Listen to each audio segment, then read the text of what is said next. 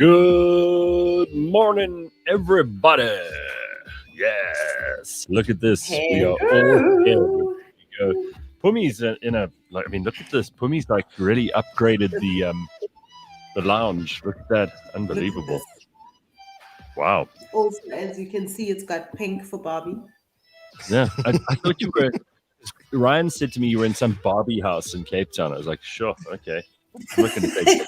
There is no Look way, Barbie house in Cape Town. no, There is no exactly. Barbie house in Cape Town. It looks way Ryan better is just than a Barbie house he's would look. he's spreading. Yeah, I'm sure it's got way He's more spreading books. misinformation. Hey, Yeah.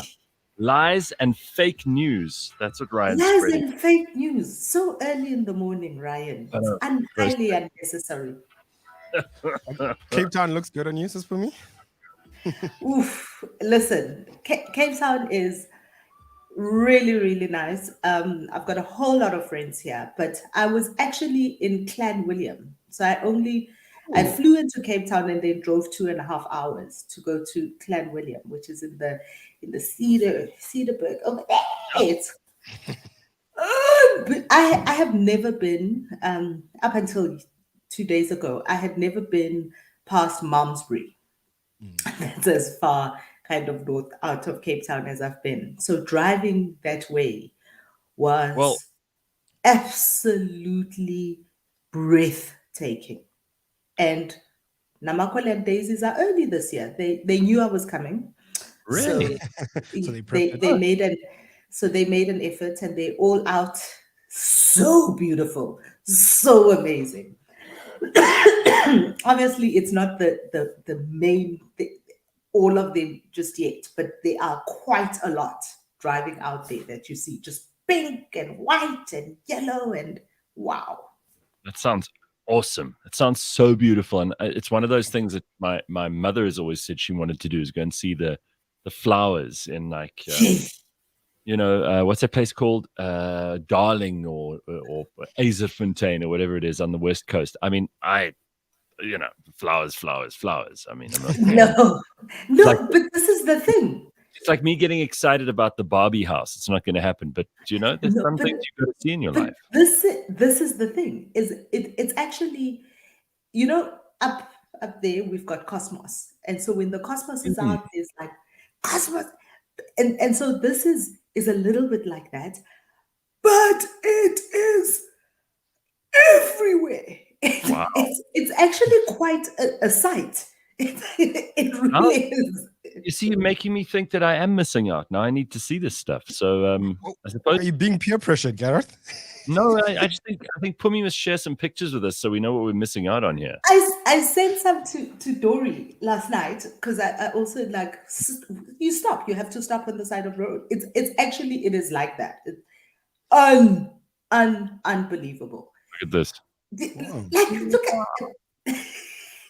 But as far as you can see, there are just daisies everywhere, and all there's purple and pink and white and yellow. It's Wow. it's a natural wonder of the world. People travel from all over the world to come and see this. Yeah. All right. I hate being cavalier about shit like that, so I take it all back. All right. I take it all back. But I don't take it back, Gareth. Cool. So let me tell you how cool our show is. I have been in the most weirdest places and you meet listeners, right? Yeah. So I'm at a dinner in Clan William. And I'll tell you why I was there, because an incredible thing has happened out there in Clan William, which is why I was there. I went to meet the mayor, who within 6 weeks he and a couple of residents of local guys literally built a party and contested as the local elections, and he won. Oh, sure. Because they decided, and this is the thing I'm always talking about on the show, because they decided they want better for their town. So Cedarburg first. Everyone talks Afrikaans there. Cedarburg Eerste, it's called. Unbelievable work that they've done. unbelievable what they to get in the seat, and just wonderful, wonderful to watch. South Africans just making it happen, looking after their town, and the right people in the right places. They stood up and they went, okay, so these guys have completely fucked up now, and we're going to do something about it. I love that. What a good story. At the dinner, so one of the main people, three guys, Yeah. an local farmer and businessman. He is the guy, he's like Mr. Rooibos, right? Huge Rooibos factory out there. And he's part of the people responsible for the global Rooibos story. Whole Good other story. heavens. A colored gentleman, Dr. Ruben Richards. He is the mayor now, and he moved there to farm. He moved there to be a farmer, and when he got there, and after a couple of years, this is what he and his neighbors decided to do, and this is an important part, because if you understand the kind of people who live in Clan William, a also white English guy. And the three of them decided that they're going to do something. They're going to do something about their town. They got everybody absolutely mobilized, all of the people, the colored community, the Afrikaans farming community, the workers, everybody, to say, we want the same things. And these politicians are not doing what we want. And so their time's up. I love this story. This makes me so happy because there's a real living example of what you've spoken about. Listen. So I asked Dr. Richards, and he's happy to come and chat with you. And I think he's like his own interview, because he has an incredible and amazing story. He was the executive secretary to the Truth and Reconciliation Committee and Desmond Tutu all those many years ago. He negotiated a ceasefire. He's from Cape Town. He's from the Cape Flats. And he negotiated a ceasefire amongst all of those gangsters, the Richard Stachys, all of those guys back then, negotiated a ceasefire between all of them. I think that is amazing. That's phenomenal. How did you get this invite, Sis Phumi? Yeah. Have you not connected? Have you not met me? You must be careful. Like Phumi knows people. So, all right, a couple of things that we have to touch on here this morning, because we've got the burning platform later on, and people are already talking about it. People saying it's going to be a juicy burning platform. Yes, it is. There's a lot to talk about this week on the international and the local front. And Bakh'abantu is with us. We'll be joined later on by Ebrahim Harvey, who we've had him before. He's just written a scathing piece that he wants to share with us on the EFF and their rally that they had over the weekend, their 10th birthday, which we found out just a couple of days ago from one of the EFF's central committee members. We found out that there was a VIP section at the EFF rally, which is interesting all on its own, but we'll get to that later. We'll speak to Ebrahim Harvey. Of course, he's a former Cosatu trade unionist, and he's written a column for News 24, which he'll tell us about a bit later on. We've got loads of stuff to talk about there. Of course, Elon Musk talking about Julius Malema talking about Elon Musk. Our friend Penuel, who we spoke to just a couple of days ago, remember he was on the burning platform. He and Julius got into an argument online where Julius basically called him an unemployed loser and a podcaster. So at least he knows what a podcaster is, but we'll find out what happened there. So loads of activity. It's not as if it's going to be a boring discussion today. Plus a little bit of a special surprise for you. It is Savings Month. The month of July was Savings Month, and we thought, let's think about the rest of this year from a money point of view, and we'll talk to Anthea Gardner, who works hard for your money. So hard for it, honey. And we'll check in with her at 6:45 this morning. So all the stuff you need to know this morning, plus some of the stuff you want to know this morning. What an amazing trip Phumi's on. I mean, this is what I like about having the people that we do on the show every day of the week, is that there's always someone bringing in stuff that we didn't know about before, talking about things that we're really interested in. I don't know if you got yesterday, Bakh'abantu, if you got to hear my interview with Paul Slabilevsky, who I did. Wow. whose play you went to see on Sunday. I spoke about you before it, and I think that's pretty damn cool. So it's all happening. Plus, we may have some big surprises for you in terms of guests. I can't say anything yet, but the very, very top tier of politics within the ANC may be willing to come and talk to us. So there can only be a few names on that list. We're getting the SG. something very big is going to happen. So hang around for that. Bring in bro fix. August is going to be a hell of a week. Month. And we're starting it off strong this week. All right. So a couple of things we need to talk about. Phumi says things we take for granted. This is probably a function, and it's something I thought about the other day, funnily enough, Pums, and I don't know if you and I are on the same wavelength for this, but, writing a book used to be the rarest and most special things that only a few people in society ever got to do. These days, it's quite easy for people to self-publish. And of course, that is good all around, because it means that we get more material, we get to hear what's inside people's heads, we get to see their output, and books last forever, not like a podcast, which, it also lasts for a long time, but it's not like people are going to listen to something in 20 years from now. They'll still read a book. But it is still a very, very difficult thing to get done. Not just the writing, and you've done this, you've written books, not just the publishing part of it, but the actual sitting down at the computer and writing, having the clarity of thought to pen out all of those things. It's a hard thing. And we take it for granted because we on this show meet a lot of writers. Yeah. Like, no, this is for me. It is a lot of effort. It is a lot of time. It does need a lot of mind clarity. It also does need 12 million from Herman Mashaba to fund it. Hey, listen, if I got 12 million from Herman Mashaba, I'd write a brilliant autobiography for him as well. In this case, it'd be biography, but there we go. Now, listen, if you haven't attempted to write a book before, it sounds like something fun that everyone would love to do. And trust me, I went into it with all the best intentions in the world. I've written 2 books. They both sold pretty damn well. I mean, by South African standards, of course, you're never going to make money off a book unless you are like writing a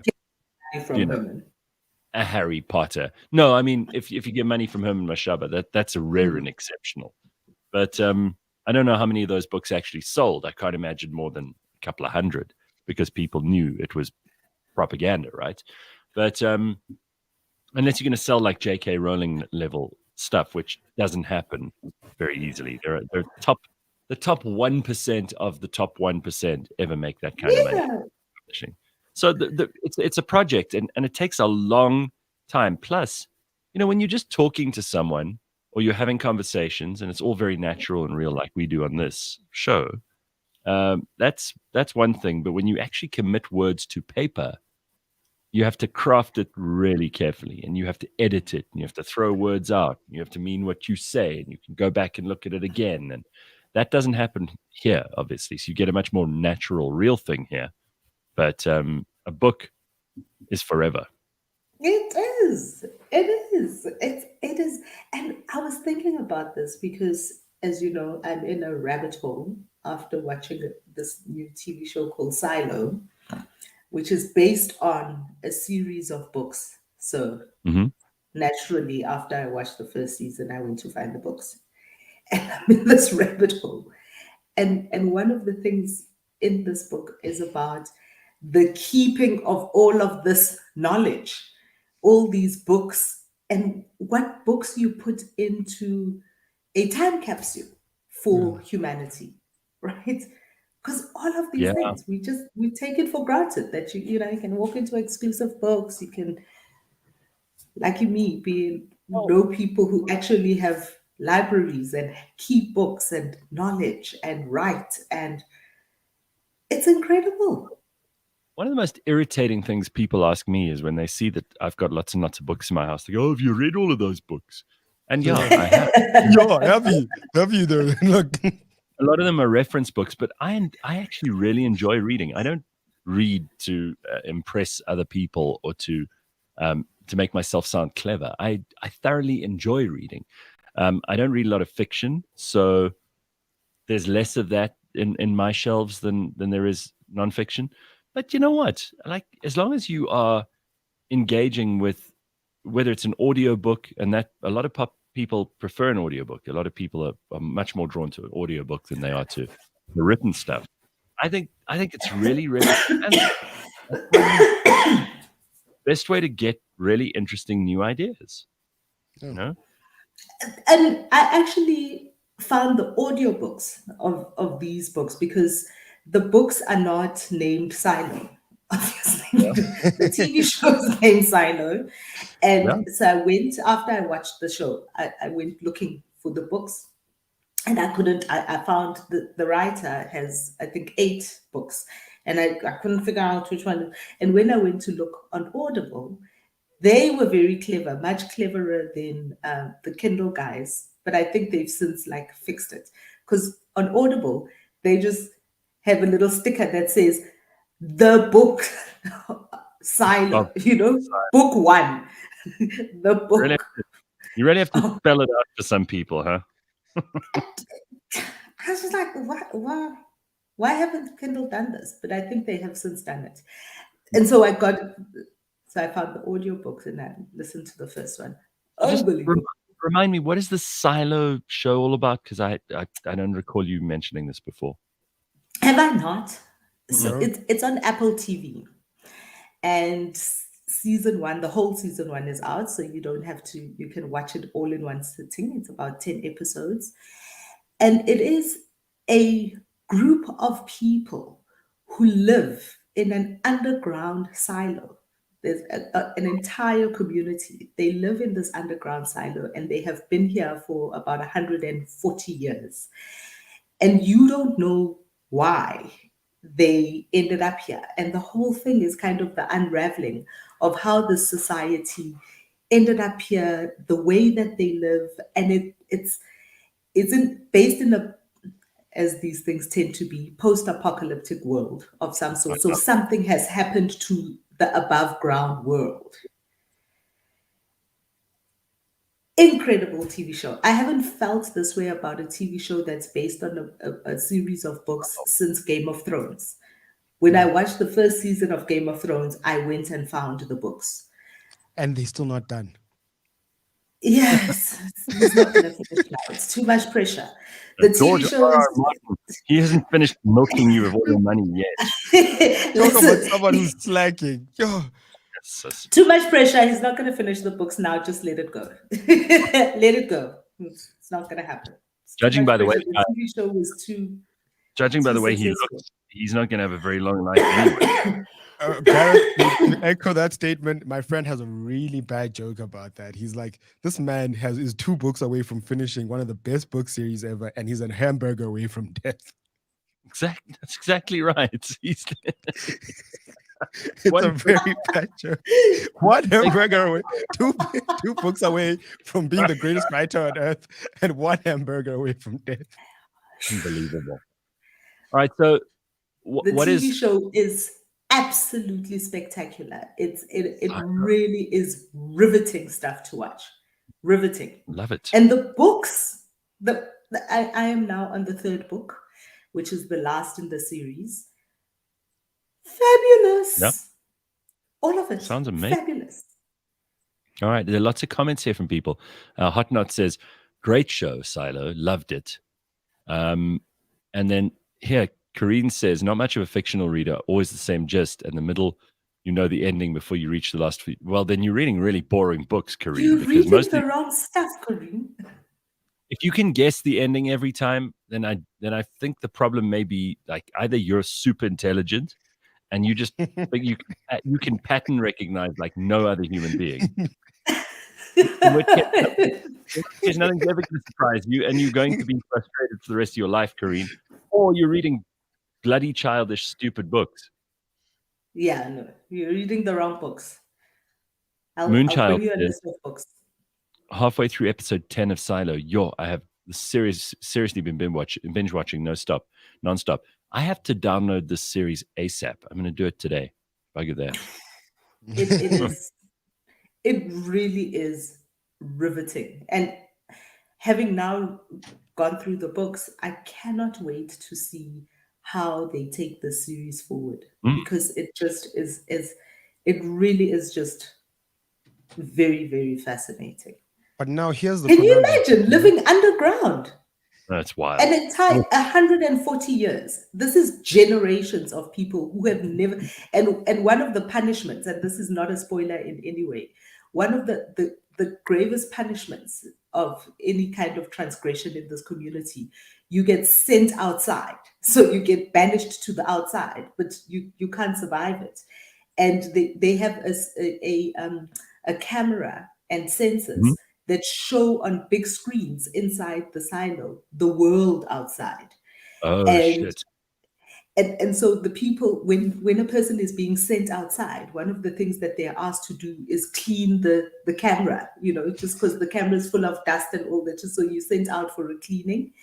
Oh my God. And the whole thing is all these people who, when they are sent outside, kind of like when people are on death row, right? Or those feelings of guilt and wanting, redemption, and all the people who go outside say they're going to get out there and they're not going to clean.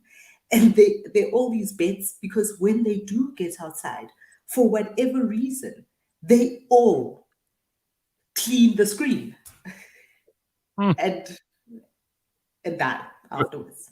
What does it look like out there? Don't spoil the whole thing for us, but what do they see? Apocalyptic. Oh, so it's just a nightmare. It's all just dead and like dust and rock. Dust. Radioactive. Yeah, and so going outside of the silo is the worst thing that can be done to a person, because they don't survive it, and the people can see you kind of stumbling out and walking and then dying. But you can also ask to go outside. You can, if you for whatever reason, if you feel, and they won't stop you. They will send you outside if you ask for it.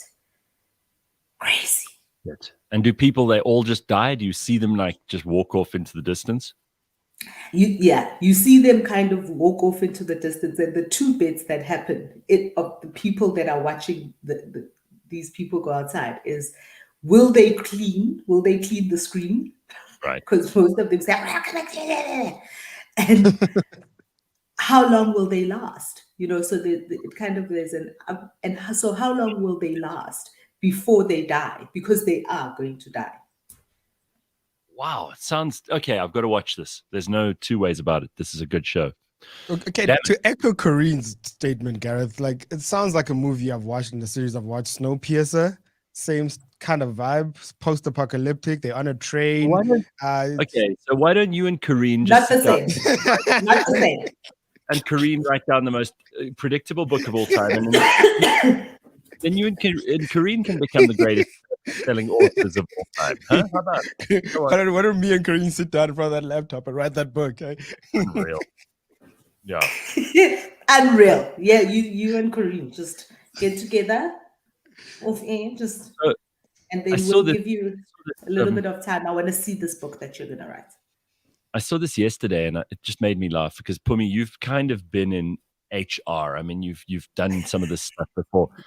This is the funniest thing someone sent me on our friends group, and I suddenly thought, actually, it's a great strategy, right? I mean, it's hilarious, and it's probably a bit psycho, but this is a great strategy for hiring people.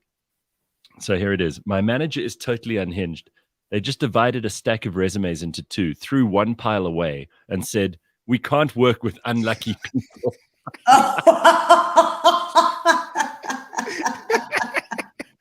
Wow. I love that.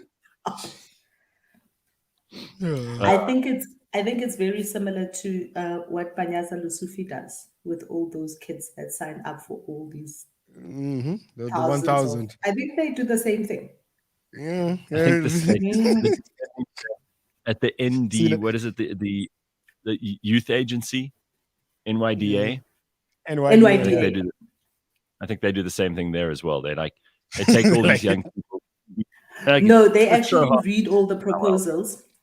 They actually read all Do the they? proposals and decide which ones are really great ideas, and then decide who they're going to let do them. And it's not going to be the people who send the proposals. That's even. Yeah, they steal the ideas. Oh my god, that's horrible. Ugh. So it's Okay, what? It's basically like a think tank. I can sense we're getting close to the political stuff, which I want to save until 7:00 in the morning. Seriously. No, let's do headlines. Let's do headlines. Let's do headlines. Yeah. We have All got right. some crazy headlines today. Crazy Thank headlines. You're welcome. Okay. Crazy headlines. Yesterday- Start with the Lizzo. That's it.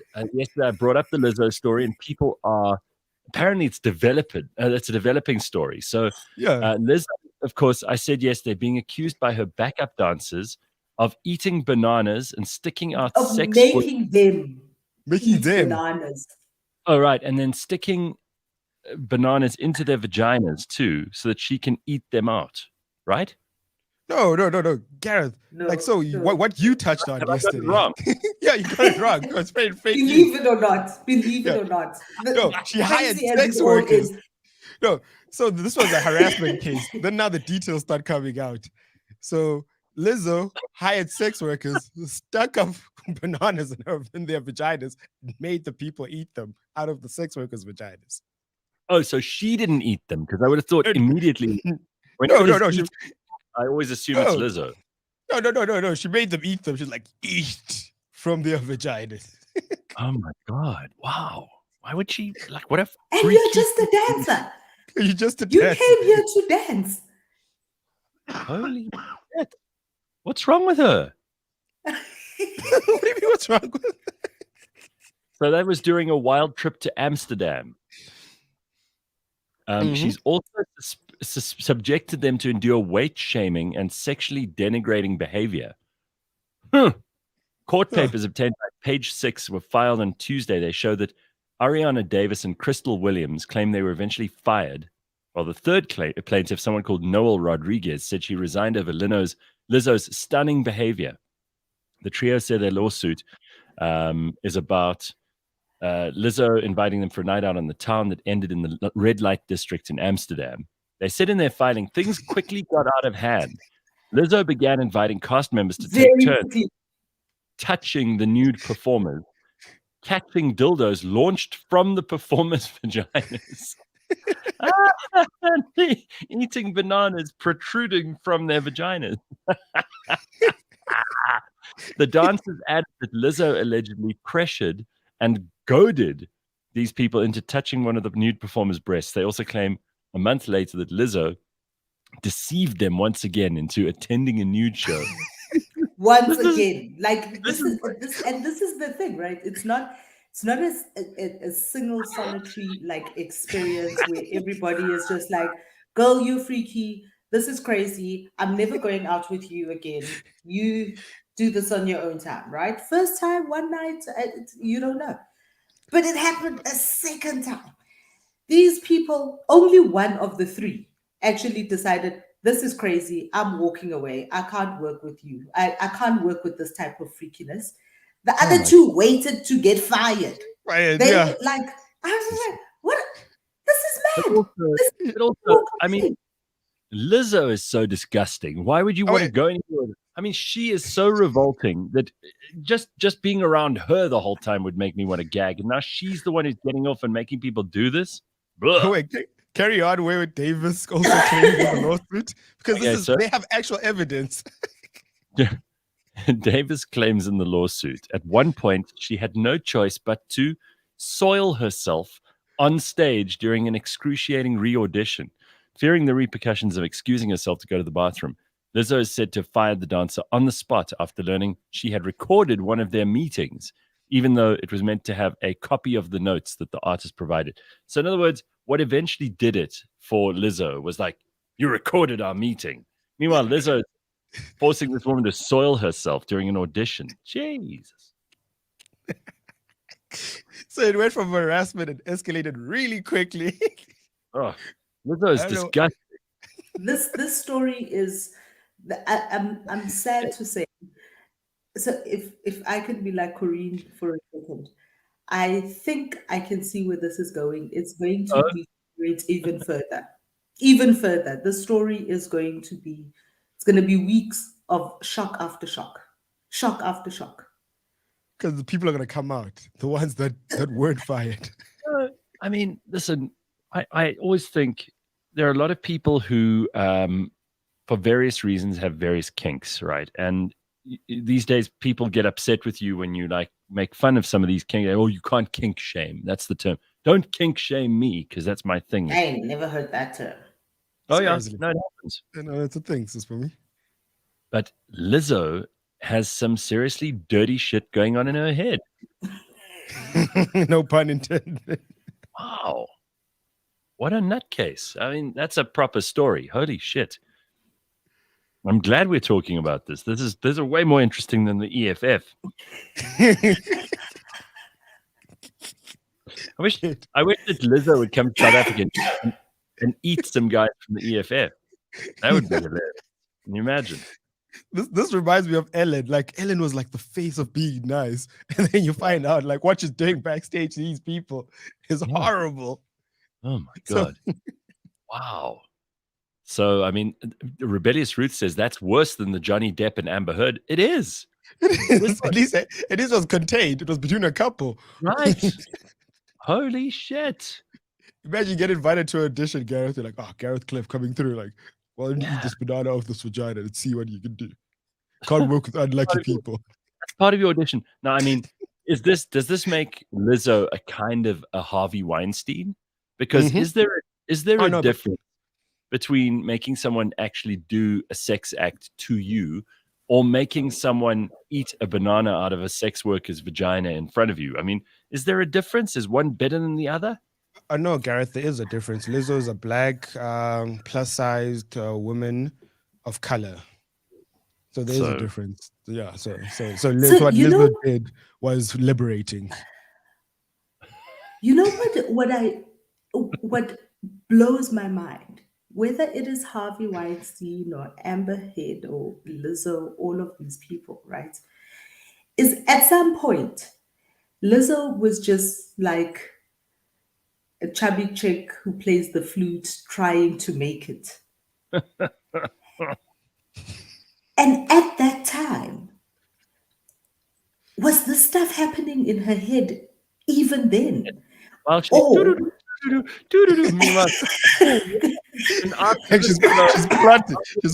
the background. We're going to go do some banana vagina. That's what we're going to be doing. Hell yeah. Because, so I can see how when you now have all this money and all these people around you who want to be around you because of your money, that you can make people do this type of stuff. But at some point, she was just a girl trying to make it. And this stuff was still happening in her head. She was just like, ooh, I'm gonna make so much money. I'm gonna make the dancers come with me and eat bananas out of people's vaginas. Sorry, I'm struggling to take any of this seriously. It's just hilarious. And has Lizzo responded at all? Has she said anything? No, she lawyered up, Gareth. She can't say anything. She lawyered up. This is a court filing. Imagine the deposition you have to give your lawyers. So they sit in a room with Lizzo, who obviously is, eating the whole time. And they're like, right, what's her real name? Lizzo's real name is Melissa Vivian Jefferson. Okay. Yeah, Miss Jefferson. Miss Jefferson. Oh, you call me Lizzo. So what actually happened, Lizzo? Well, are you sitting down? I've got a story for you. Do you like bananas? Oh shit! Oh shit! There's some Basically, what happened is Yeah. I was trying to keep them healthy. one night in band camp. That is so good. Oh wow. This one time in band camp. Well, we talk about how people identify as this or that or the other. So in Uganda, a place you wouldn't expect anyone to get away with that shit, a newly appointed magistrate has been fired after he allegedly dressed as a woman and went to write his girlfriend's examination for her. So Sem Wogerere Aman Musa was arrested and charged with 2 counts of forgery and 1 of impersonation. Now, I mean, can you imagine in America, they'd be like, yeah, but he identifies as his girlfriend. He can write for her. That's going to be the next thing, right? Do you know the kind of risk? I mean, Uganda is one of the worst places on the continent when it comes to homosexuality and all of those kinds of things. One of the worst places. Absolutely. So can you imagine the kind of risk this man took? He put on a dress. He went outside. No, I would say true love. This is a love. Yeah, exactly. This is a really loving boyfriend. This girl is so. This girl, like the guy looked at her results and he was like, "Hey, babe, you're failing. Baby. We can't allow this to happen. So I'll take my love and I'll put my life in my hands, and I will go in there for you." Wow. Anyway, so apparently the Independent reported that the accused, who went by the alias of Anthony Mukisa, was found sitting in a bar course examination for a student identified as Irene Mutoni in the Law Development Center on the Lira campus. The matter was reported to police, who made the arrest. Musa has since appeared in court and has been remanded in custody until his next appearance on August the 3rd. That's today. The Ugandan judiciary said Musa was one of the newly recruited magistrates, along with 86 persons, for a 1-month probation, and will now not be employed by the judiciary. So poor guy's lost his job and probably his dignity and maybe a whole lot more. And this girlfriend. He's probably going to lose his girlfriend too. That's right, because she's going to go, you screwed up. And then she's going to leave him. This poor man. I need a guy who can actually pull this stuff off. But I like the fact that in Uganda, you're not allowed to impersonate someone you're not. Right? Aibo. You're not allowed to impersonate people anywhere in the world. Anywhere in the world. I don't know. I mean, most of the comedy shows in America, they the only reason they exist is because of impersonations. You know? They take things a lot more seriously. Performance on the stage. It's a performance on the stage for 2 minutes. Yeah. This is a person who went to write in the exam. Oh God. This is. Oh, well, there was a picture. You should have seen the picture. He went full on. He had cornrows. He was all kitted up. I'm like, this man. Oh, man. Okay. He was committed. You know how much time it takes? I've witnessed my sisters get cornrows. Let me see if I can find a picture of this. It sounds hilarious. Oh, here we go. They've got a pic on the IOL website. Let me see. This sounds like a good story for a picture. This is one we should have. Oh, man. Oh, this is terrible. Listen. We should have led with this one. God. Okay, wait, hang on. This is so funny. So everybody else is lining up for the exam, but you can, I don't know, you can kind of, if you look at it quickly, you think, oh, that's a girl. But then from the way that he looks, from the way that he stands, you can see that it's a guy. Like, women don't stand like that. Let me just show you this. This is very funny. It's very odd. And it's not like, you know, you get people who are really good, like drag artists, for example, who can look, I mean, they're over the top, but they do look like women, right? Do you know what I mean? Yeah. Oh, yeah. But then you get those ones who just, you can see that they haven't made any effort at all. And this one, this This one doesn't look like they made terribly much effort. So let me just put this up on the screen. You can see what I'm talking about. God, it's taking me a long time to do this. Hang on. Got to rename What are you doing? the file and everything here. Yay! But like, also we don't have the girlfriend to compare. So like, Gareth, you can't judge. No, I can't really tell because they don't have a picture of the girlfriend. That's all we've got. But like, he's got the hairstyle. cornrows. If he had worn like a top that closed those arms as well, I think he could have pulled this off. He could have pulled this off. I think Dr. Those Jonathan cornrows Winters make did you it look well. like It's the hands. Can't do anything with the hands. Like, I just know I would make such an ugly woman. It's like I know I'd be a very ugly bald person. Like if I lost my hair, I'd be fantastically hideous. Put me in drag, it will scare everyone away. I would be the ugliest woman imaginable. I just wouldn't be convincing. Sorry. Some people can do it. I can't.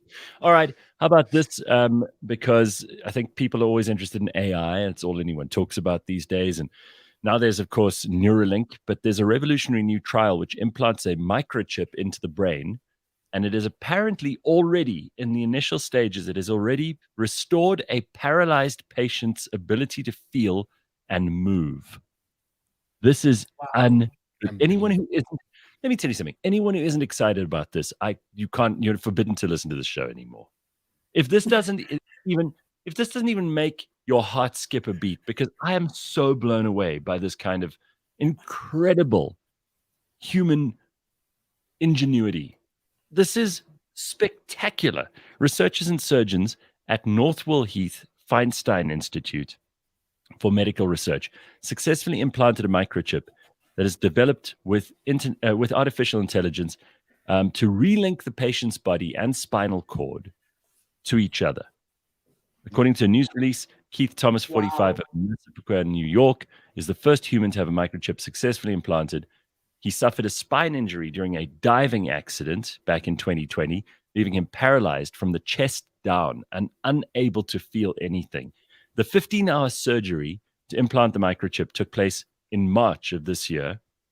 It's the first time that the brain, body, and the spinal cord have been linked together electronically in a paralyzed person to restore lasting movement and sensation.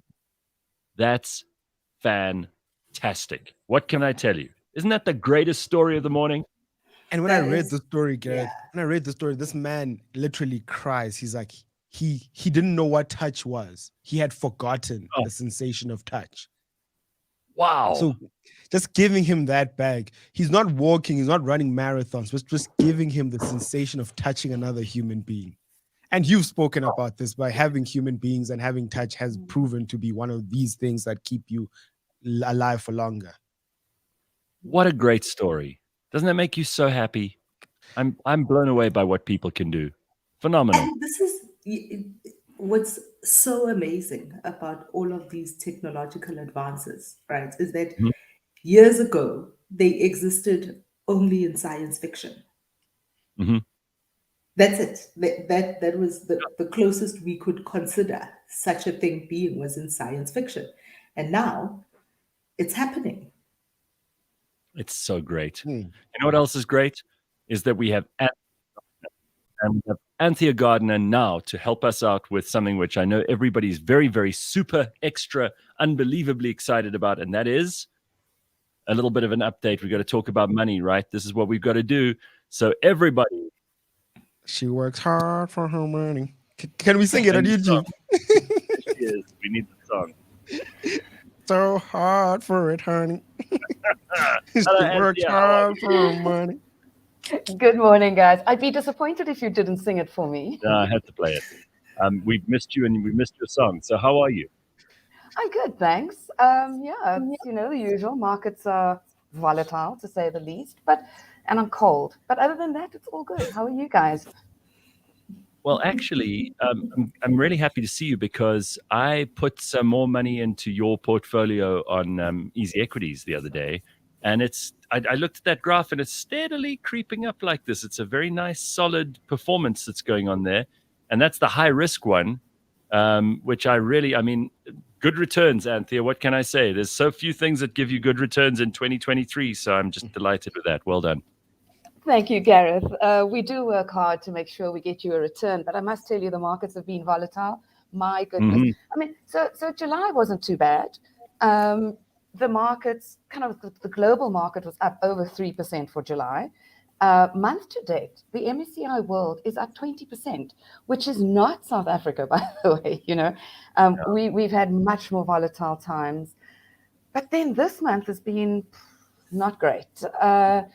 So yesterday alone, global markets were down between 1.5% and 2%. The all share, our JSE, was down 2.75%.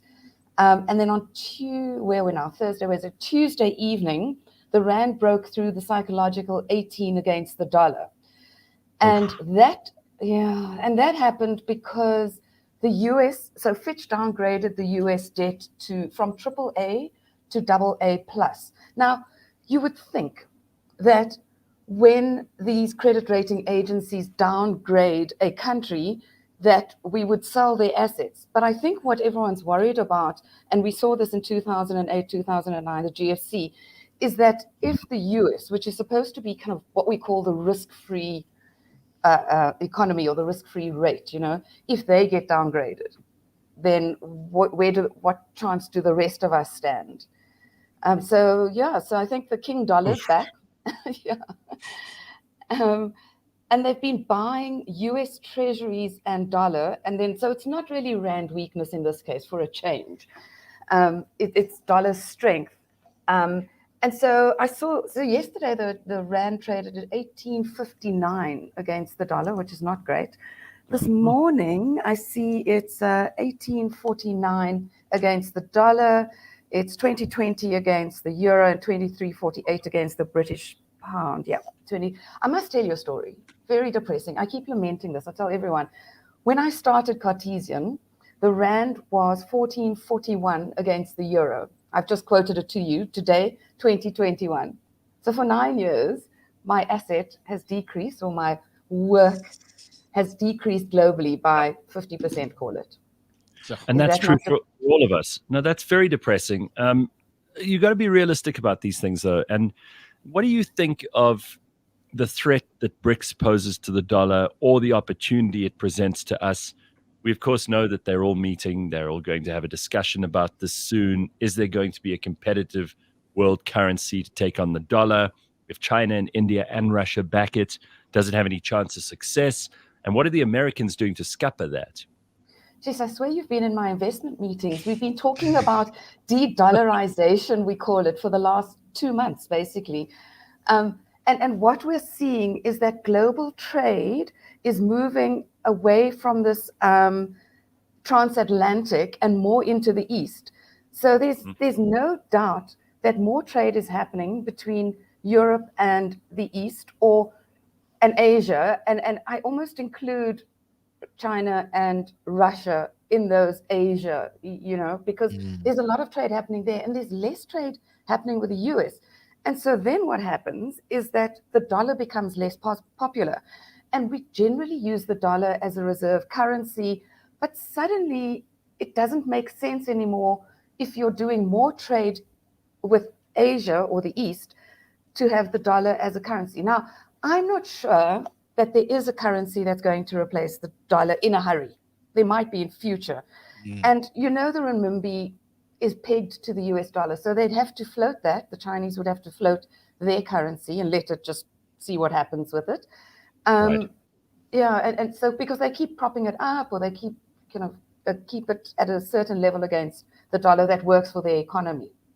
Obviously, if you've got a stronger currency and you're buying from your trading partners, then it's better for you.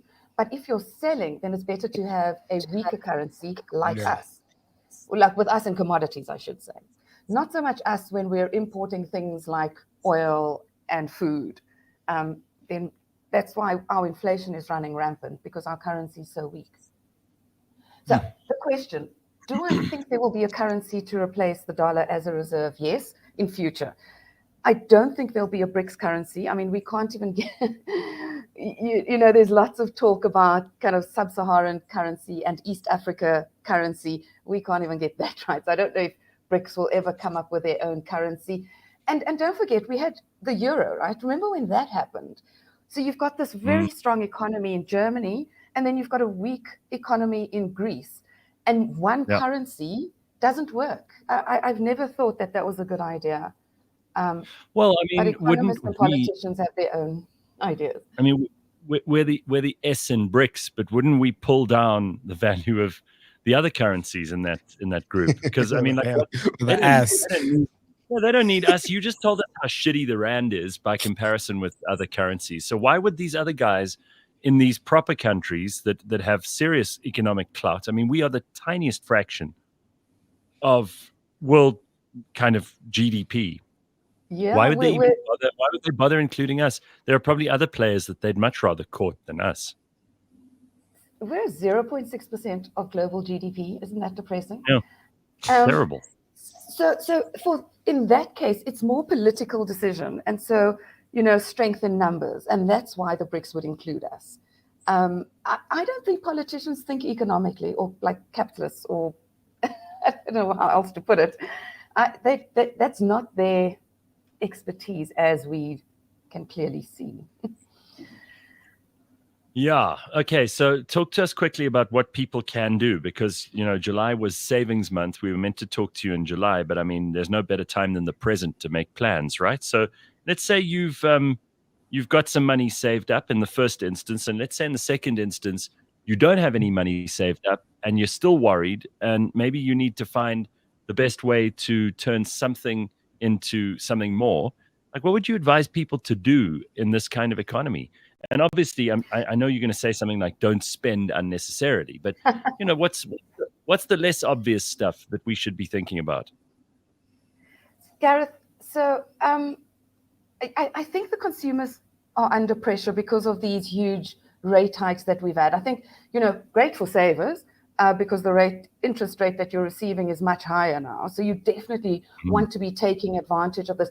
In fact, interest rates are so high. Our money market fund is now yielding over 9%, and that's almost risk-free.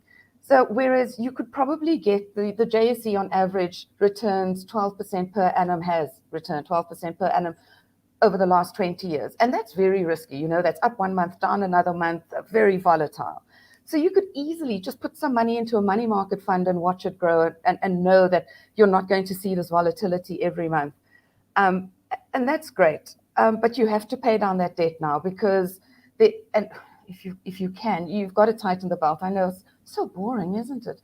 But South Africa has a really bad savings culture. Our savings rate is 0.5%. And you mentioned Brazil. Brazil's savings rate is 17%. India's over 10. China, I can't remember off the top of my head, but I think it was also around 15%. South Africa at 0.5%. That's terrible. Pathetic. It's funny. Yeah. We had two guests on Tuesday, one from Zim and one from Zambia, and they were both talking about how the cash economy works there. And they don't have the kind of facilities that we do for debt. And you talk about savings being pathetic in this country, but we also have way too much debt. Individual South Africans owe so much money to banks. That won't end well if things go belly up, right? Correct. Banks are certainly tightening their lending criteria. We've seen it. So we get what we call personal sector credit extension. We can literally every month see how much the banks are lending to individuals and to companies. It's slowing a little bit, but I must tell you, I was very surprised. I would have thought that it would slow a lot more, or that it would turn negative, and that banks would stop lending and people would stop borrowing because interest rates are so high. And the one thing that South African consumers have not got their head around is that credit card and store cards, that debt is extraordinarily expensive. I think I've seen sort of 25%. And we have the Usury Act, where you're not allowed to charge people, if you lend people money, you're not allowed to charge them over a certain amount. But I challenge you to go and find out what you're paying for your store debt and your credit card. Well, you can borrow it a lot cheaper at the bank, just for the record.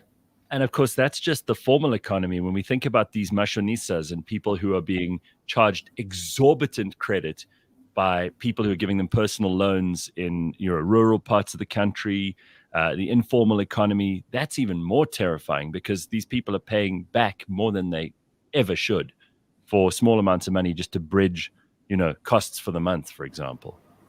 Yeah, it's not just the mashonisas. Even Capitec's book is all suspicious. Even Capitec. So listen, you are in Cape Town. You must be careful. The Stellenbosch Mafia might get you. So, Anthea, what about if we do have, let's say we've saved and we've been very disciplined. I mean, it's only one of the thousands of people who are listening this morning. Only one of them is saved. What are they going to do with their money to invest it carefully at the moment? I don't like talking about politics, but I have to mention that the South African government has given us a bit of a reprieve through tax-free savings accounts. So I would say if you've got some money, open a tax-free savings account. So Cartesian manages 2 tax-free savings accounts on the Easy Equities platform, which you guys all know. Go and open your account or move some money into there. Government allows you up to 36,000 Rand a year, and it's 500 and something thousand over a lifetime that you're allowed to invest, and you will not pay tax on the returns. Isn't that great? I mean, they're actually giving you something. Yeah, but that sounds like so little. It's like they almost throwing you scraps, How is it? And I know, I agree, but how's SARS doing? Because if the economy is as sluggish as it is and people owe so much money and they're not saving any money, how's tax coming in? I mean, how are they doing in terms of actually getting some tax money in? What's Edward Kisvetter doing at the moment? I actually spoke to him not so long ago, and we're probably going to do a little event with him in October after budget. So we're all looking forward to the budget. I think it's not going as well as it has been in the last couple of years. So, last year we had a massive boom from commodities and from corporates paying tax who made money. But now we have a problem. There is 0 GDP growth in South Africa, high unemployment. And if companies are not making money, if people are not saving, people are not paying tax, corporates are not paying tax. Yeah. I think I think SARS is doing very well. Edward's doing a great job. But he's up against zero growth in an economy, so he can't pull rabbits out of a hat. So we're looking forward to October. I'll come and talk to you after the budget in October. I think it's on the 25th of October. Actually, I'll be traveling that day, so I won't talk to you, but maybe I'll talk to you the day after. Maybe the day after that. All right, listen, we love checking in with you, and you give us so much sensible kind of objective information. So I love having this. And we must get together and actually sit down and have a cup of tea or something one morning. Be nice to see you. Superb idea. All right, guys. Lovely to see you all. She works hard for her money, Anthea Gardner. You can find out more by following her on her social media. And of course, we will link it up all on cliffcentral.com. We all need to try and look after what we've got at the moment. It's not a time to be spending. Yeah. It's not a time to be throwing money around, even if you think that's a good idea. Unless, of course, you are like some BEE politician or politician's friend, and then you spend 250,000 Rand at Kofi on a night. But you also, when you're doing that, you're also just running a laundromat. That's also true. That's exactly right. Okay, when we come back, it will be the burning platform. I'm very excited to welcome back to the show Ebrahim Harvey, who we've had on before, who's always interesting, and he's written a column for News 24 on the EFF, which is coming out on Saturday. He's going to tell us all about that. We're going to talk about the EFF and plenty of other stuff that is in the news this week. Don't go anywhere. It's the burning platform next. cliffcentral.com on a Thursday morning. Up next in the Auto Trader podcast. Naturally, extreme weather means more claims. So they've seen about 25% additional claims in the last few crazy months of extreme weather. So there is a direct impact. So just watch out and make sure that you are covered for those sort of things, because not all insurers or your policy might not cover. So I've done some research to find out what insurers are saying about the extreme weather. Catch us every Monday at 9 a.m. on YouTube and on autotrader.co.za. I thought you told me it's over, baby. Gonna find you another lady. It's been weeks since you've been around. You keep on dragging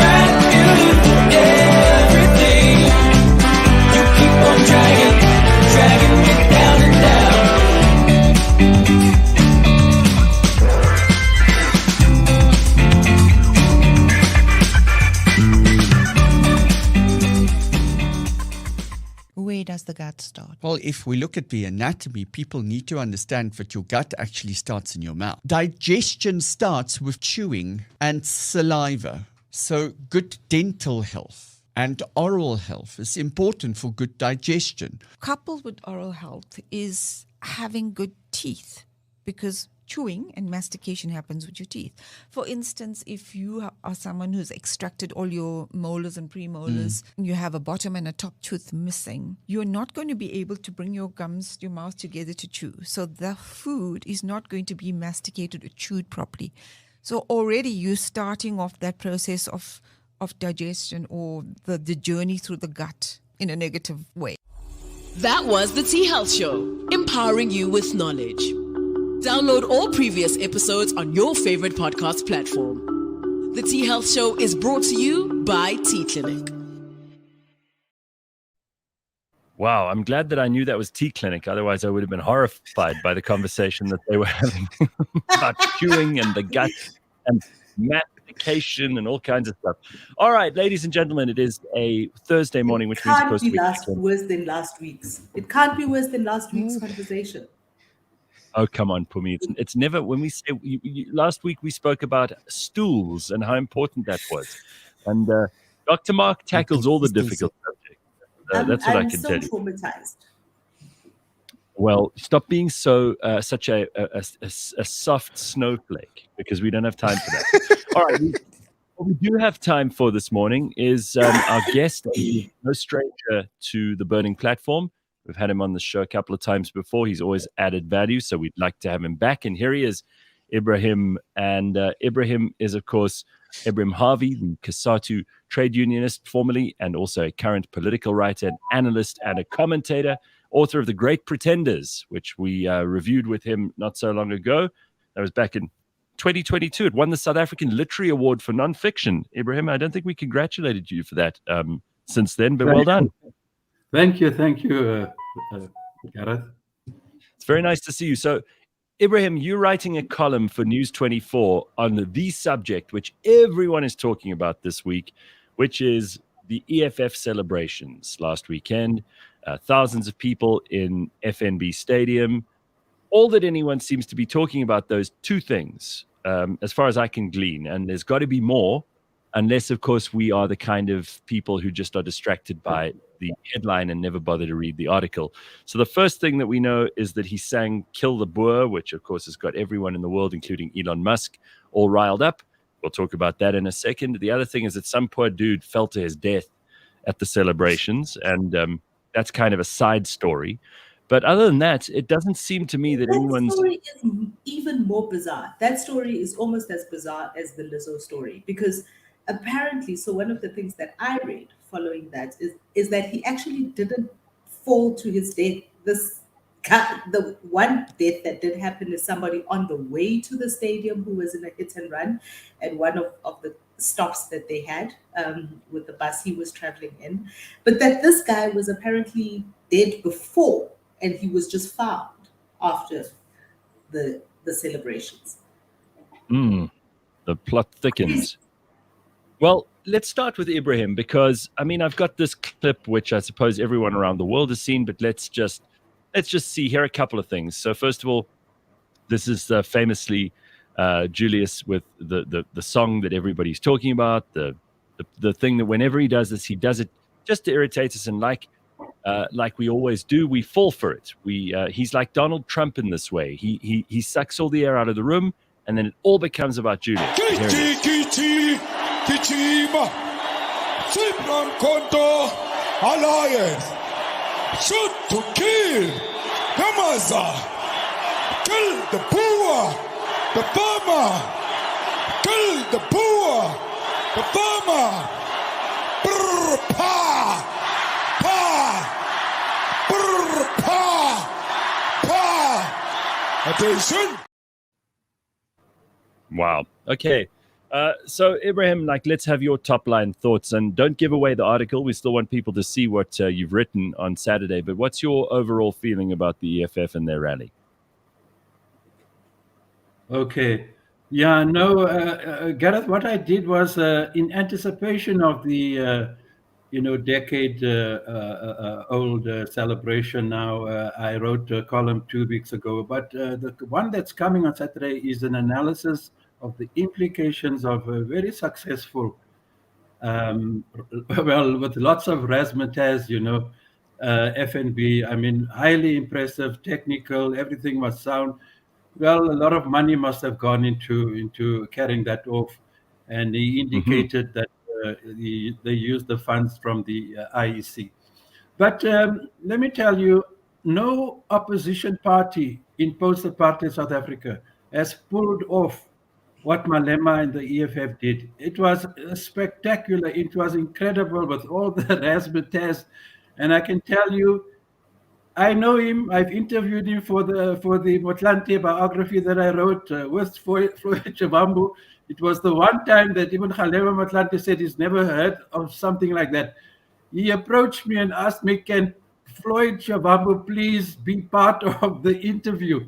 I've never had that experience, and we allowed it. So, he was there. But back to the celebrations, the EFF is now acutely aware more than ever before that it is a major political factor.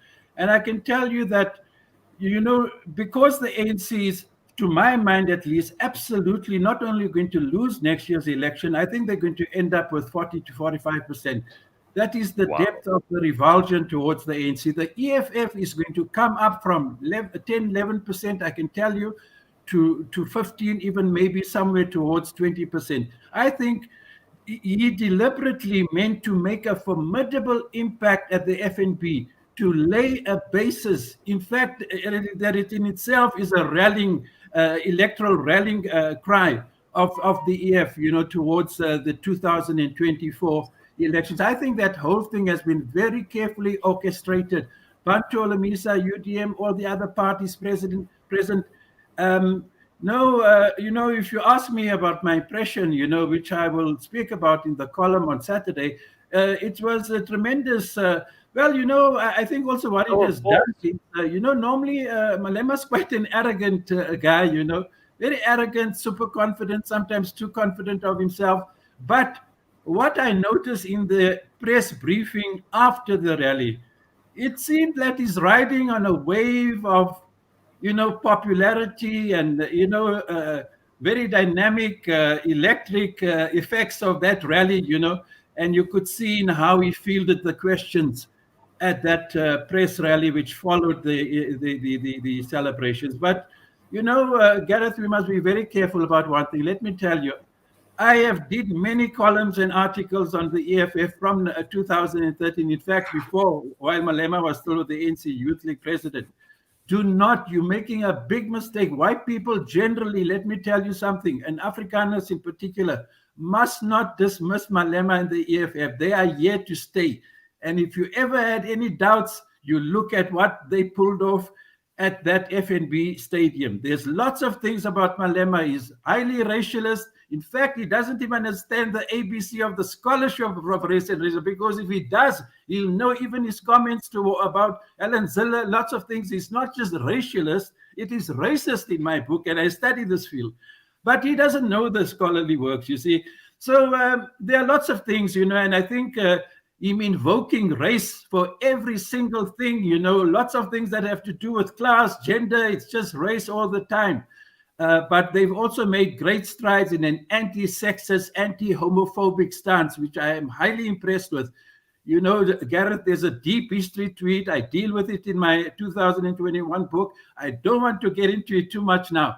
But with African people in particular, let me tell you, and you can see what's happening in many African countries, the sexism and homophobia are huge issues, huge issues. And Malema speaking out publicly now, discouraging it, is a very positive sign, I must tell you. Well, I suppose we've got to look for the silver lining. I know you've got lots to say about Bakh'abantu. Let Phumi just come in here, because you want to maybe respond to Ebrahim. But I don't think anyone disagrees. This was a real show of force. I mean, like whether you like the EFF or not, you put on something like this, it's all we're talking about this week. It's all anyone is talking about this week. And that's what Julius does so well. I give credit where it's due. I mean, a lot of people are saying they paid They paid people to be there. They bussed them in. They threatened to suspend them from the party if they weren't there. So a lot of those people probably just went along because they had to. But this is the way Julius operates. He gets everyone talking about him. And once you are the center of the news, you just gravitationally attract other stuff to you. So one of the things, and I'd love to hear your view on this, Ebrahim. When I watched this, and everyone that listens to the show knows how much I was looking forward to seeing what they pull off, because there were so many moments of kind of building up to this thing, and it was a hell of an impressive show that they put together. They filled the stadium, the iconography of what they created, not just in the words, but in the images, in the things, the entire spectacle of it. It was like a jamboree of democracy, no doubt. And the playbook is an ANC playbook. We know this. I mean, the ANC were among the first with their Siyanqoba rallies all the way back to Nelson Mandela. But the thing for me, when I put on my communicator hat, is the conversation that is dominating worldwide around this thing is not necessarily the power that Julius has shown, the force, all that we are talking about is we are talking about him and this particular song and what it means. What it means for the people in that stadium to be singing it, what it means for South Africans, the fear that it's engendered for a lot of people, and truly the divisiveness of it. And if this, which is what it was, is kicking off his 2024 campaign, he, in my book, has failed dismally because nobody, not even he, is talking about, because the work that should be going on after such a spectacle is work that says, look at what we can pull off, look at the power that we have, look at the numbers that are on our side, don't be left behind, come along, sign up to vote, join the EFF. And yet, all over the world, I saw yesterday's Bild in Germany on the front page. They have the picture of Julius Malema standing on that raised podium with like the golden buzzer confetti and his hand first up in the air. And you can imagine in Germany, the iconography of what this is and what they contrast it with is another very bad man down the line, which the entire world is very conscious of. And this is the conversation that is being had about Julius Malema. And unfortunately, I think he fumbled. It shows his lack of discipline. So before I give it back to Ebrahim, Bakh'abantu, you've got lots to say about this. Go ahead. So I made notes, Gareth. I watched the speech and I made notes. So I made notes, right? So like Sis Phumi said, this rally should have been, it was a very powerful. He did fill up the FNB stadium. Like Ebrahim said, this has not been done, I think, since Chris Hani's funeral. But this playbook is nothing new. So Juju, instead of walking up there and saying, this is what we have done for the people, this is what we are going to do for the people, he came out there and did the ANC playbook, which was the PASMA playbook. He preached communism, he preached anti-corruption. It was just another political message, but obviously at a grander stage. So now, what do we have? We have promises 10 years down the line. What does he have to show for it? He still has the mandate is to nationalize. What has he nationalized? The mandate that he spoke on was he was in parliament to represent domestic workers, garden boys, petrol attendants. What has he done for those people on the ground? I think zero. He said he was going to fight corruption. He's in bed with the ANC, which is the leaders of corruption. He said people like the ANC and Ramaphosa fought for capitalism and killed people in Marikana, which is what the ANC, which was what the EFF was birthed on the people in Marikana crying out to Julius to start the EFF. Again, what has he done for those people in Marikana? Can he show us? He should have been there with receipts. Instead, he was there with promises. He addressed the scandals. He addressed that they were bought by London. He addressed that they were with the VBS scandal. He did address that none of them were arrested for it, which doesn't prove anything. The accusation enough is alone, especially in politics, in the realm of politics. Yes, in the law, he is right. But in the realm of politics, that is a very big accusation to be anti-corruption and to be linked to such a big corruption scandal against the people that you claim to be fighting for. His mandate, he says, we want the land from white monopoly money. He said he wants industrialization, he wants farming land, he wants land for entrepreneurship. What again has he shown where he has what municipality, small or big, has he shown that this is what we have done? We have taken this clinic and we have provided this. So Julius Malema throws a big party, fills up FNB Stadium, but people in Hammanskraal don't have water, which he addressed that people in Hammanskraal don't have water. What's a better use for funds than to actually act and not say, like what, show, don't tell? That's a thing in theater. Show, don't tell. Bakh'abantu Julius, 3 years ago, I think, they set themselves a task that they were going to build, even before the AfriForum University, that they're going to build a school. A school? Where's the we school? Ain't even seen this. We haven't even seen site establishment. We don't know the land. We don't know where. Exactly. But this is the thing about the communication, right? Is he's incredibly good at building this communication, at creating this spectacle, and it's like riots. It's like the riots. People get swept up in the excitement of it, in the moment. It's like being at a concert also. It's like being at a concert, at a sports event. You get swept up in the euphoria, in the collectiveness of the people. So guys, I have to say here, because I didn't watch the rally. I've seen clips of it, which I suppose is the way most people consume this stuff now. I don't think anyone took time out of their day, unless they were in the EFF, to watch the whole thing or to listen to the speeches. I'm glad Bakh'abantu did and made notes. But again, I'm going to draw a parallel not to Hitler, like, so many other people are, but just to Donald Trump.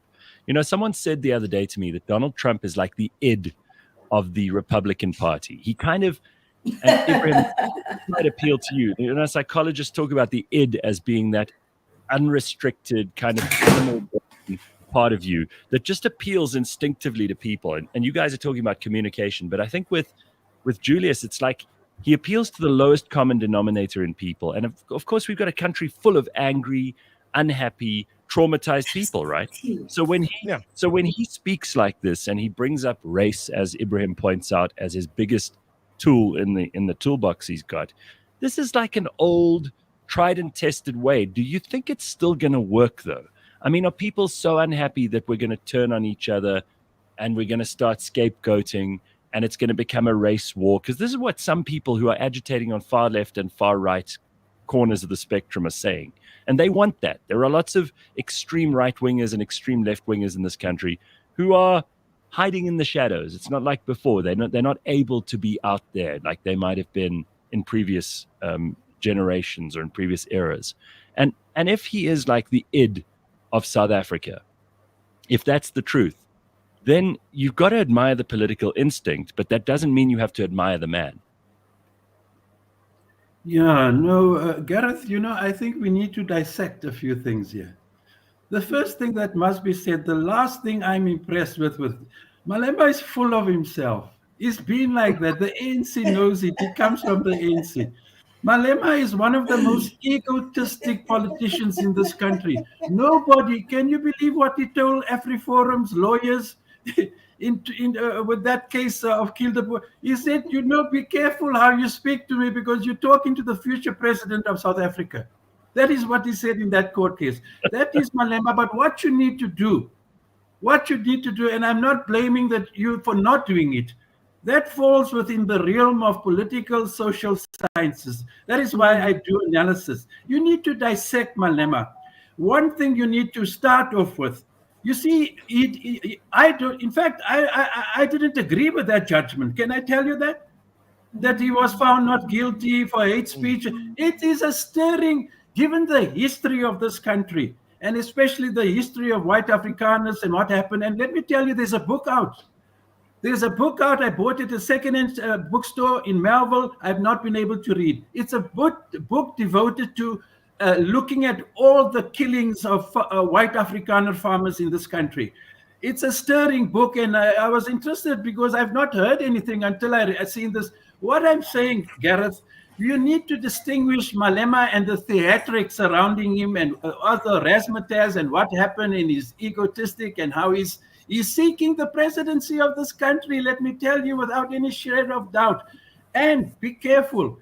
You see, because the ANC is going to drop, to my mind, not just below 50, but 40, 45%, the EFF will come up, the DA will come up. To what extent and what percentage either of these two parties will take from the ANC voters who are disenchanted with them, or you could have a very biggest ever stay away at next year's polls. Be careful about that. That is how despondent people are with the ANC and with politics in general and political parties.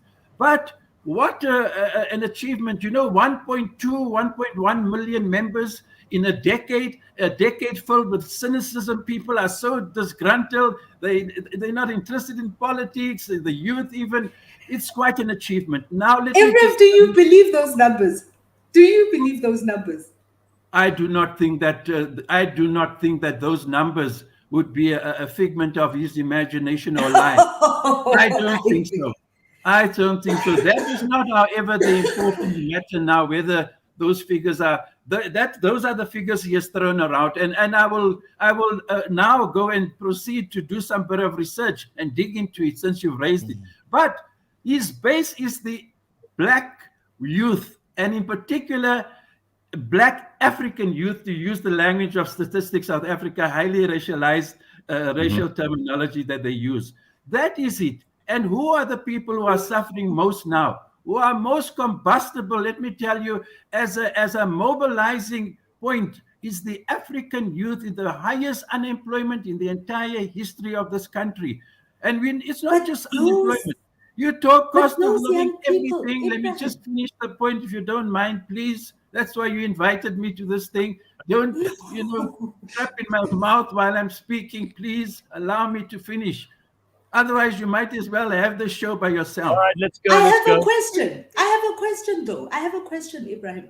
So when we look at not polling, not what Julius Malema says, but when we look at votes at the polling station, the people who show up to put a cross next to a party, and we look at the past 18 months from the local general elections, every single time the EFF have come up wanting. So they cannot get those young people across this country to show up and vote for them. They can't get them to show up and vote for them. They can get them to a stadium, but they can't get them to show up and vote. The big test, let me tell you, between the last election of 2019, when the ANC got 57% of the vote, to now, has been the biggest socioeconomic crisis and the biggest increase in youth unemployment ever in the entire history of the key thing. I hear you.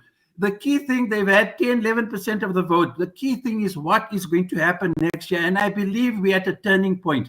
I really think that a lot of the disgruntled black African youth in particular are going to, if they don't stay away, they're going to give their votes to the EFF, especially after this spectacular, celebrations that they launched at the FNB. But you know what? Let me tell you, I'm one of the biggest critics of Malema and the EFF. I've done countless columns, so I've studied the EFF. I know the weaknesses, the failures, how he racializes everything, so I'm aware of the pitfalls. But politically speaking, Malema is an unstoppable force. Let me tell you something, and he knows it. He knows it. He knows his social base. That's why he can even say, with these white Afrikaners coming provocatively to his building, we've got everything we need to defend ourselves. And he's that type of character, But it's the politics. It's the politics and the social base that he organizes amongst, and the implications of that for elections going forward. I don't think the EFF would ever outrightly win. Even next year, the ANC will still be the biggest party, even if they got 40 to 45% of the vote. That the ANC knows itself. But I think what you're missing big time here, cut aside the racialism of him and the theatrics that you see in much of the razzmatazz at the FNB, Malema, the potential he has as a political leader to organize and mobilize amongst the biggest electoral constituency in this country, which is what? The black African youth. Blacks in general, Africans in particular, to use the mantra of the ANC.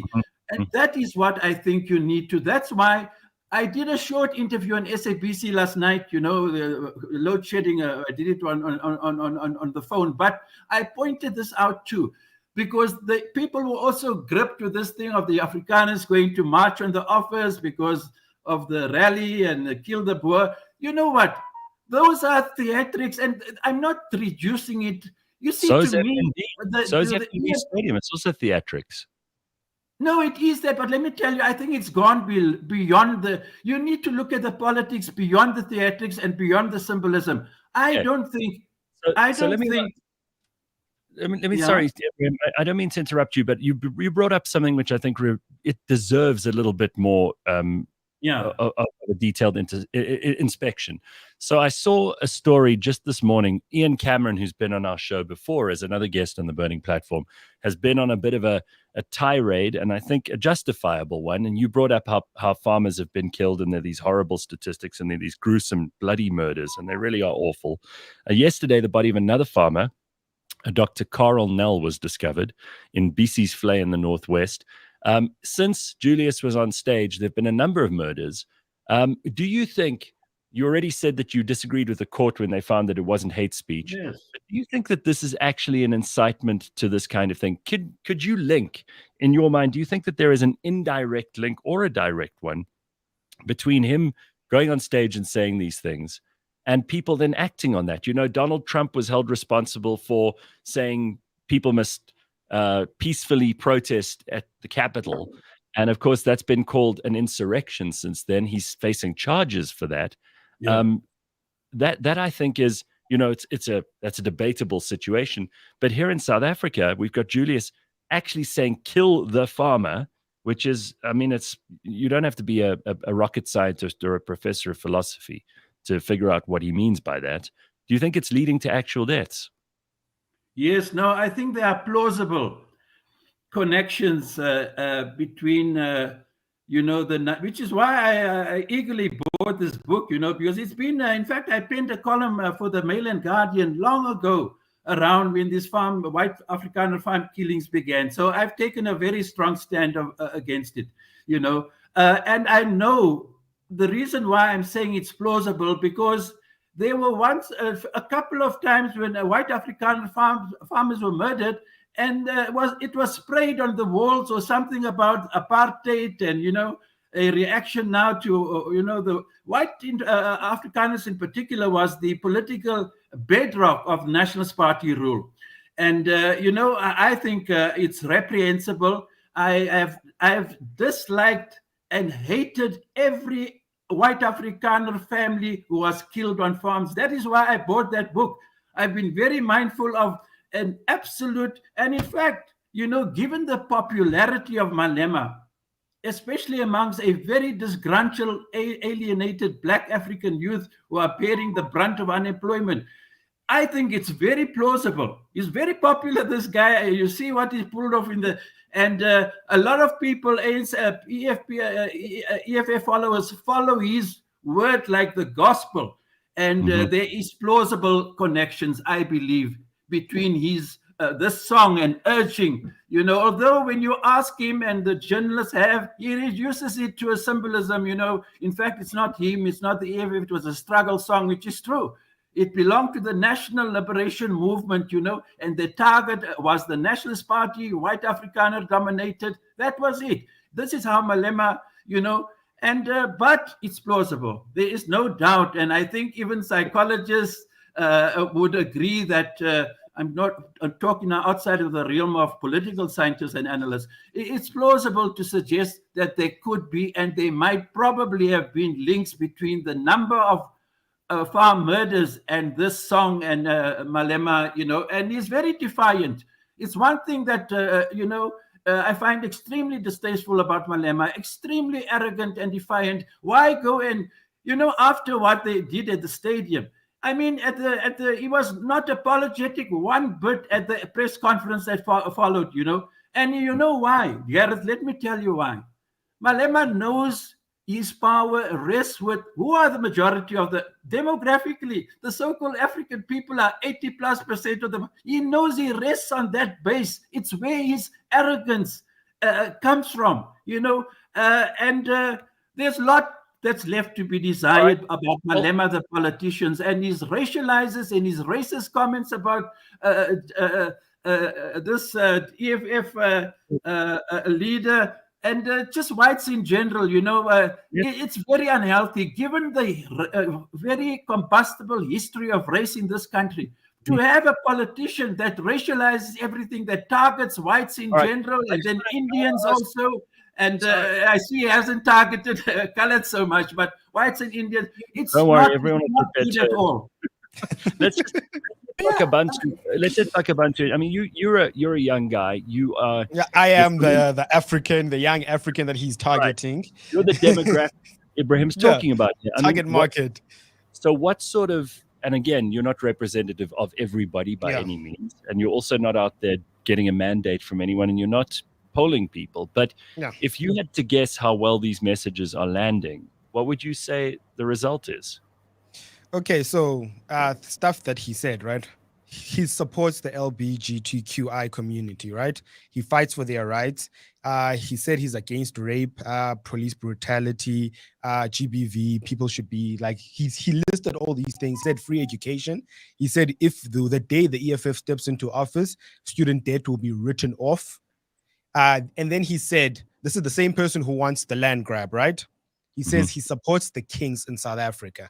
So now this is where I come in and I say, those two things are in conflict with each other. We've spoken about this land thing, that the kings own the land in South Africa. So who are you supporting? Are you supporting the kings or are you supporting the people? These are two different things, because Ingwenyama Trust has the land. So if it's about the land, give the people the land. Let's start there. Let's start with the land that we actually do have.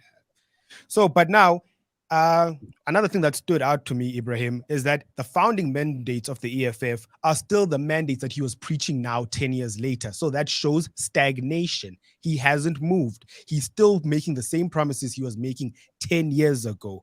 But in all due respect with the Malema, like if I were to say as a person, what he said in that stage, the iconography, the whatnot, the arrogance, all of that, in the state the country is in, Gareth, we do not need that type of rhetoric being spread on that massive scale.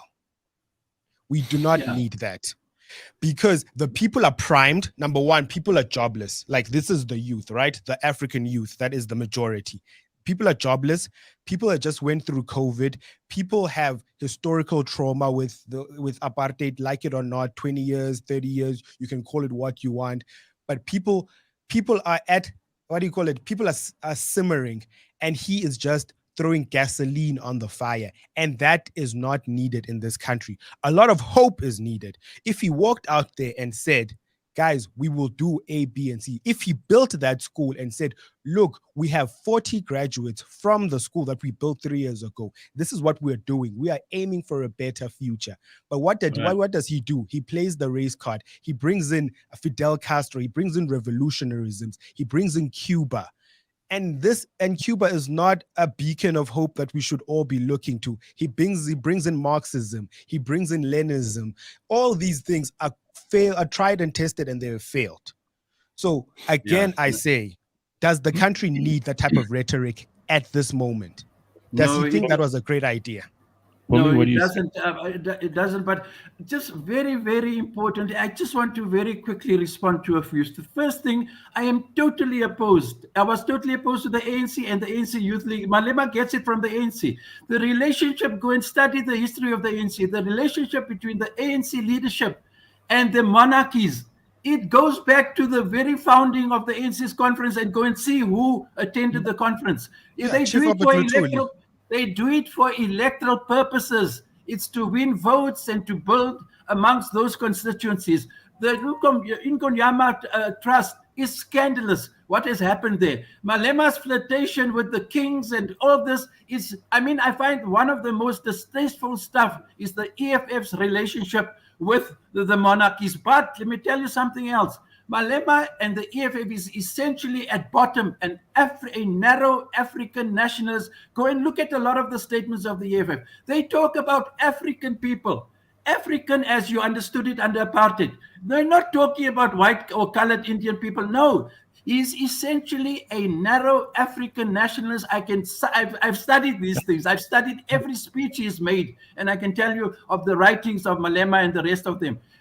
Did you see what happened at the stadium? He speaks about all the ANC leaders of the past that he recalls. Not one single so-called white Indian, or there was nobody, Joe Slovo, nothing was mentioned. Not one, every single. But you know, one of the things for me about Julius Malema and the stagnation of his party is a child who was born on the 27th of April, 1994. Next year, they will be 30 years old. Sure. None of those individuals that he names have any resonance with any of these young people. Part of the reason why it is, in my view, why we see him not show up in the polls in the way that in his egotistical mind he does. And also, by the way, very largely in the media, he's this huge thing for the media. He sells the papers, right? He sells papers, he gets people tuned into the TV shows. Yeah. But in the mind of the voter, that very voter, if you look at it very narrowly, to say he is talking to young Africans, Black Africans. Yes. Those people, all they know is the ineptitude of this movement that is the ANC. So when he calls up these names, when he talks about socialism, when he talks about communism, these young people, that 30-year-old showing up at the polls next year, does not know this history. It does not resonate with him, and therefore it doesn't move him to even show up to vote. That's why they don't vote for him. And to address this thing about the song, obviously, there is a ruling on the song, Ebrahim. Whether we like it or not, the law is the law. Gareth kind of pointed this out. The law takes its course whether we agree it or not. Otherwise, we'd have a state of anarchy if we didn't apply the law the way the law is read. But in terms of this song, and in terms of if it's hate speech or not, that's personal. But again, I ask you, does a sane man who is not egotistical, who's not arrogant, does he sing that song to a people that are already primed for violence? Our human nature, when we are at our lowest, is to lean towards the negative. So do you need to spread more negativity in an FNB stadium full of 1.2 million? No. I mean, I don't think anyone on the show, and certainly not in the comments, is of that opinion. So I think we can dismiss that. We can say that Julius just doesn't care. Let me ask you all, Ebrahim, you hinted at this, that they might have paid for this out of the IEC money, but the EFF funding is still a very murky issue, is it not? It is not only murky, the EFF funding. Gareth, please listen to me.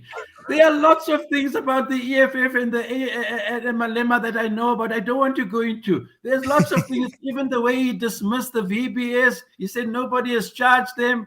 There's lots of unanswered questions about Malema and why they hate the Daily Maverick and all this, and because those journalists have pursued these matters relentlessly. There are lots of questions around Malema and in particular, and others around corruption issues. It has, however, they haven't been charged. That's the important. But let me tell you something about this thing that the EFF is a Marxist-Leninist party.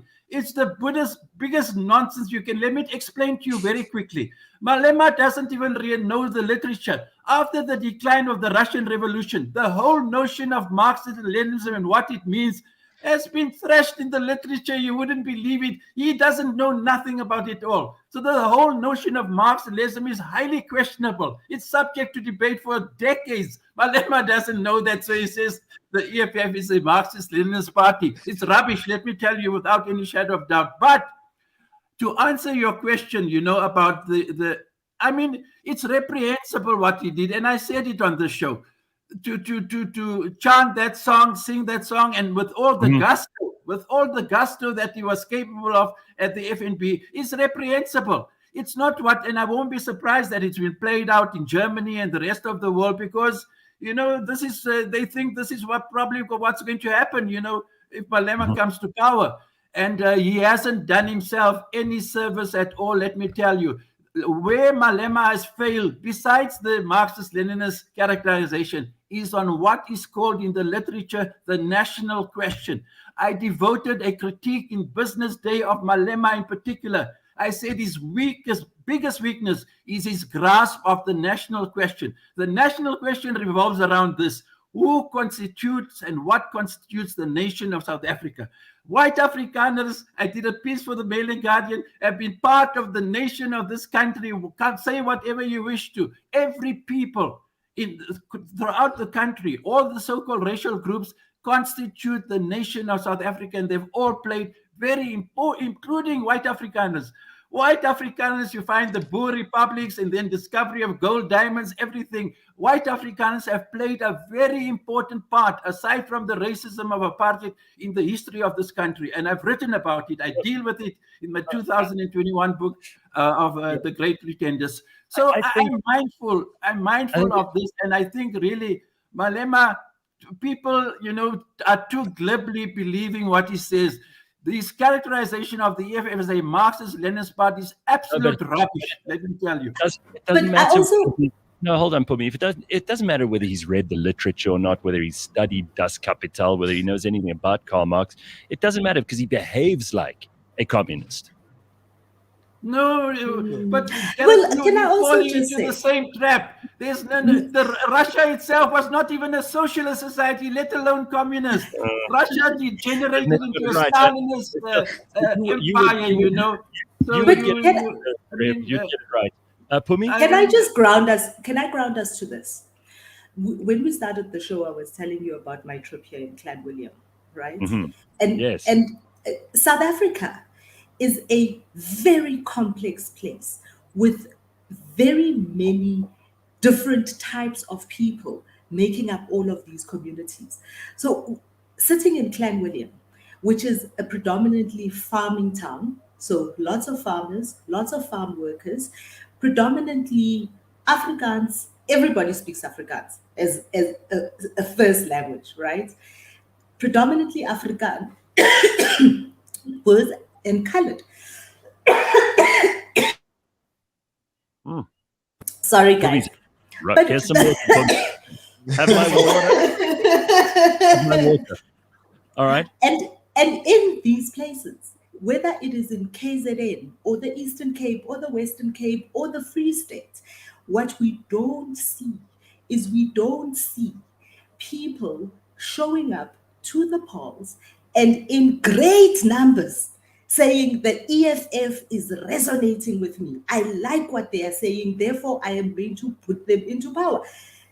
In some places, and we've spoken about this on the show, in some places, in some of these by-elections, one person votes for the EFF, and presumably that is the person who is standing as a candidate. And this is all that I'm saying. I think the images that we are being fed, and not just us, but Julius as well, the images that his ego feeds him, right, are also what he wants to believe, that he resonates with all of these many people. So busing people into FNB Stadium, if each and every single one of the people that were in that stadium on Sunday voted for the EFF, he would have 2 seats in parliament. So this is the thing, right? And again, why I'm saying that there has been a fundamental failure in translating the communication and the feat, and there is no way that we are going to say what they pulled off on Sunday is not a fantastic feat, but the fundamental failure of it. We have just spent 45 minutes having a blow-by-blow breakdown of the spectacle, of the song, of what it means, of what Julius is. But what we are not talking about is we are not talking about his policies. We are not talking about his election promise for 2024. And we are not saying that all of those things have culminated in us looking at Julius more seriously as a potential for president. And I'm saying that it's not just us, it is the voting public too. Particularly the Black youth he seems to think he is appealing to. Yeah, but also the Freedom Charter's nationalization clause, Malema does not understand whatsoever. Let me tell you, the Freedom Charter, if you know the freedom and you've studied it, The Freedom Charter, in fact, finally, is calling for a de-racialized capitalism. You go and see how can you call on the one hand for the wealth redistribution, nationalization, and on the other hand, and it has a clause in it that provides for black people now being able to open up businesses, trade wherever they want to, etc., etc. You cannot, the two cannot live cheek by jowl policy-wise in the same document. Moletsi Mbeki is convinced that in the final analysis, the EFF does not understand the nationalization clause and the ambiguity surrounding it. So when Malema speaks about it, I don't think he has even made a study. And the EFF has certainly not addressed the question of the ambiguity of the nationalization clause in the Freedom Charter. But the ANC, who are the charterists, right? Even the ANC themselves have moved away from what it is that they stood for. When you look at who the ANC NEC is, where is the non-racialism there? When you look at the policies that even the ANC, and so all that we are seeing in Julius Malema is, is we're seeing a young man who was raised by Peter Mugabe, who was weaned of an ANC that has completely lost its way. And this is why we're here. No, in fact, the weaknesses of the EFF, it's rooted in the ANC's own weaknesses. You'll see this national question that you're talking about. Have you noticed, Gareth, just quickly? You know, I have done many pieces on this. I call it the growth of the emergence of a narrow Africanist majoritarian chauvinism. It is why the DA rules the Western Cape and why the majority colored working class has given their votes to the DA. This is it. The ANC itself has become highly racialized. You can hardly find any so-called colored Indian white people. Go and look at all the ANC rallies and meetings and count the number of so-called minorities. You'll hardly find they've become increasingly racialized and Africanist, narrow. So the ANC itself. So Malema is a child of the ANC in the final analysis, really. And that's why... That is a perfect place to segue to, if you haven't seen it yet, Alan Busak, speaking of the Western Cape and the colored voter. If you haven't seen it yet, go and look at Alan Busak's open letter about the UDF's celebration. It's my column in 2 weeks' time. That is my column in 2 weeks' time. So that's how much I've looked into it. No, wait, Gareth. Can I also jump in here? Go ahead. No, so speaking about the EFF's murky money, so Julius praised the EFF's DP for donating 15 million rand to the COVID Solidarity Fund. Doesn't explain where it's coming from, but okay, 15 million rand. Yeah, so then VBS happened also around about that same time. But I'm just allegedly. But his final call, Gareth, was a call to African leaders, a call to Africa as a whole. Let's resolve everything peacefully. This is before the song. And then he says he supports China, he supports BRICS, he supports Putin, he supports all these things, right? And then he calls for a resolution for peace. He says he's against what Mnangagwa is doing. He did speak out against what's like, I don't know what atrocity he spoke against LGBTI somewhere in Africa, though. He did speak out against these things. So he did speak out against these things. But then after this resolution of everything must be resolved peacefully, he sings a very divisive song. I get it's marketing, guys. I really do. Yeah. But this man is he's a contradiction. Well, why isn't anyone talking about like the cigarette money and all of that stuff? And by the way, I mean, can we just also say that there's been a huge amount of opportunism from all the other parties, except, funnily enough, from the ANC. Now, you'd think this would be a moment where Cyril, our president, who's been so quiet, we barely know he's there. You'd think this would be a moment where Cyril could step into the fray and say, hey, I'm going to offer you the hope that Julius didn't. I'm going to say non-racialism. Like, you know, if the guy had any leadership ability whatsoever, and I know, you know, John Steenhuisen's making noise on this side and laying charges to the United Nations and stuff that's not going to make any difference. Like he talks about Ukraine and Russia. But the reality is, like, this is an opportunity when one of our politicians so obviously makes a wrong-footed move, even if it is populist, even if it has some of that id I was talking about before, there's an opportunity there for other politicians to man up, to take things in the right direction. But not one person has been able to do that successfully in Julius's wake. Is that right?